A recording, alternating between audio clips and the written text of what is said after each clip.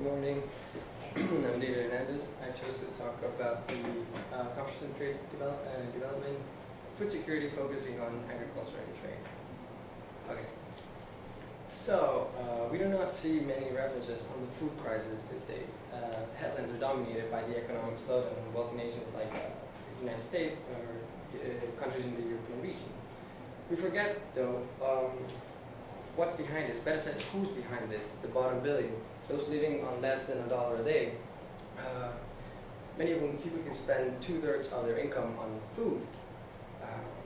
Think about it. 1 billion means that the number of people unable to exercise the right to food stands almost 1 in every 6 people. That clearly shows us that the food crisis has not gone away. So, the extraordinary rise of global food prices in 2008 threatened to reduce some of the goals outlined in the Millennium Development Goals. Many people believe that economists say if prices go up, supply will too. Sadly, we do not live in the world of economic theory. Farmers are producing only half of what they did last year, and why, when you think higher prices would prompt them to produce more? They can't even afford the fertilizer, which also skyrockets in price. See, altogether, the food crisis exposed underlying structural problems on the food systems of poor countries. Both their formal and informal economies contracted, the trade volumes declined, and the remittances decreased.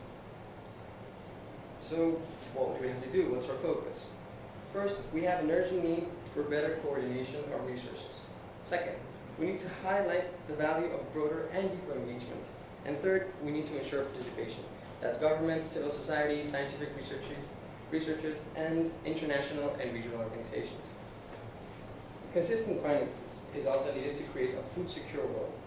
So additional allocations to agriculture, rural development, and social protection should be made in accord with aid effectiveness principles.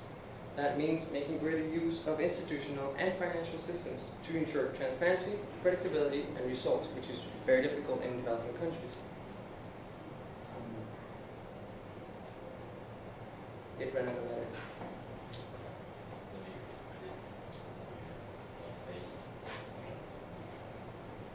So we've already realized that we cannot stay locked up in crisis. These are some of the efforts already made to address the issue at hand. The FAO, Conference on Food Security, made a statement that called for these actions and also asked for $1.7 billion to support an emergency initiative to provide low-income countries with agricultural inputs. The International Fund for Agricultural Development made $200 million available. It might sound like a lot, but there's still much more to do. And one of my personal favorites, the UN Secretary General Ban Ki-moon established a global crisis response facility for this purpose. He called it the High-Level Task Force on the Global Food Crisis, which I will be explaining later.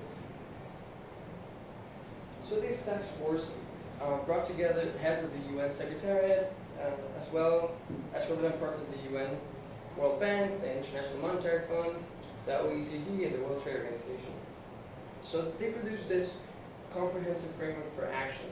The framework pursues a twin-track approach. First, it outlines activities related to the immediate needs, like investing in food assistance and social safety nets. Secondly, it looks into activities related to the longer-term structural needs, like scaling up investment, agricultural investment, and increasing access to land, water, inputs, and post-harvest technologies. See, this approach returns the poor the right to food.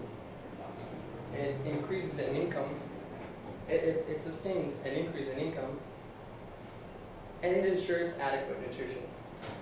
Now, most recently, the Istanbul Program of Action for the decade 2011 to 2020 was adopted last year. See, the IPOA charts out the international community strategy for sustainable development of the least developed countries. Here's a quote of one of the signing parties believes. It requires effective national policies and actions backed by enhanced international support measures in all major pillars. That's trade, development assistance, direct investment, debt relief, and technology transfers. Hunger is still a reality in many parts of the world. Still, we find hope and progress in many of these places.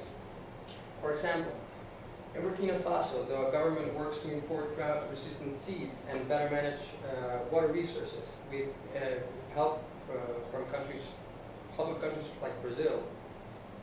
In the Ivory Coast, there's a chicken farm set up with Euro funds that not only generated income, but food in ways that can be easily replicated around the world.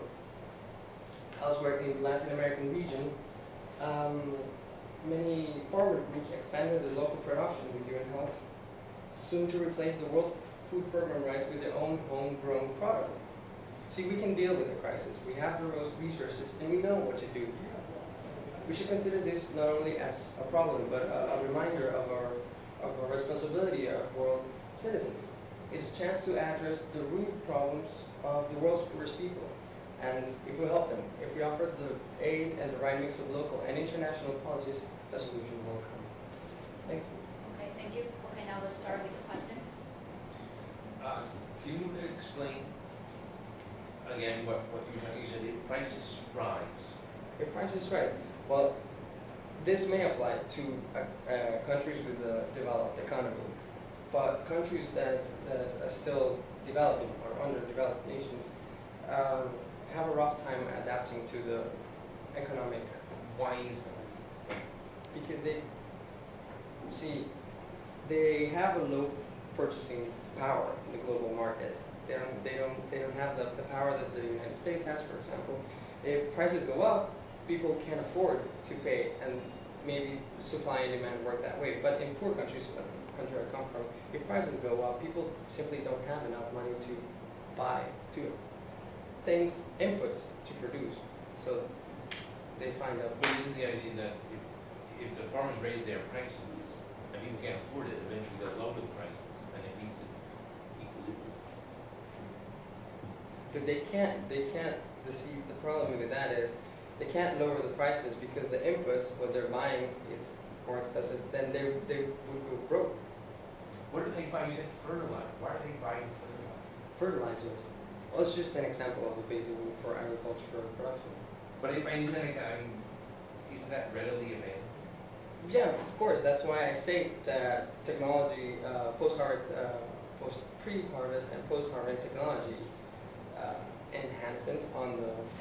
But although it requires funding, all of that requires funding, properly managed. So we need money sent to the proper institution, so they can manage it, and investment on the right places in those developing countries.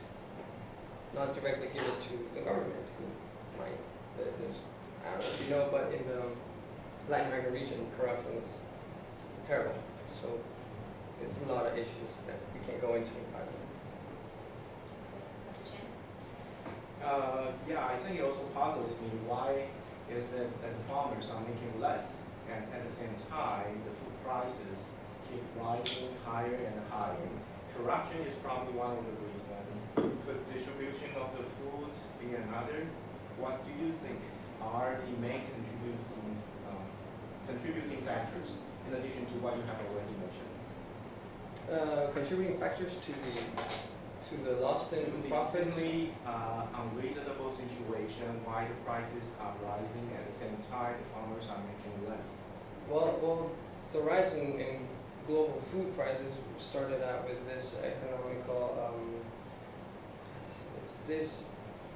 the economic crisis that started in the early 2008 made the world, not only food prices, but in many of the world's products to rise. So it's all linked in this. Let's put it this way. You emphasize a lot on technology. Sounds like technology can solve everything. No. I'm not emphasizing on I think technology, you- actually. Okay. I believe some of the solutions suggesting technology investment are rarely connected. I believe in awareness, and we have done a good job already. The Millennium Development Goal, reducing the 1990 numbers of hunger and poverty reduced by half, can be well attained before 2015. But we have done a good job. We found an obstacle in 2008 with the economic crisis, for food prices rising. We can still do better. We can create awareness again, cooperation, and with that comes our big brother countries helping the smaller countries. Okay. May I just ask a quick question? Sure. How are developing countries adding to the problem or helping with the problem? I mean, are the developing countries at fault for some of Well, these in one of the approaches, the high-level task force, one of the elements is for developing countries to diversify their products. So, for example, in my country, 1970s, 1980s, it was all bananas. Other countries started producing bananas. We lost a lot of money. So, what they're suggesting is to go into other diversified products, cotton, coffee, shrimps, other products that can not only stimulate internal economy but help the global market.